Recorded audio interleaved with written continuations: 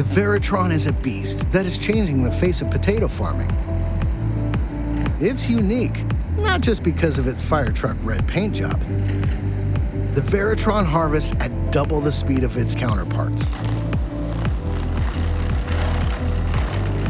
The statistics that I'm projecting for this harvester is about 3 to 5 acres per hour of harvesting, depending obviously on those other factors.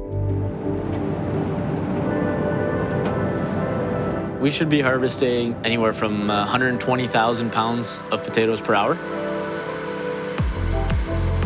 Without the Veritron, we were probably doing 60,000 pounds an hour to 90,000 pounds an hour.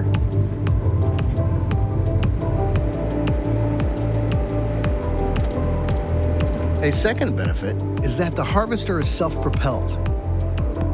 It only requires one operator and one machine. It doesn't need to be pulled behind a tractor. It doesn't require a windrower in the field. And it doesn't require a truck running next to it to collect the spuds. You just need one machine and one Justin.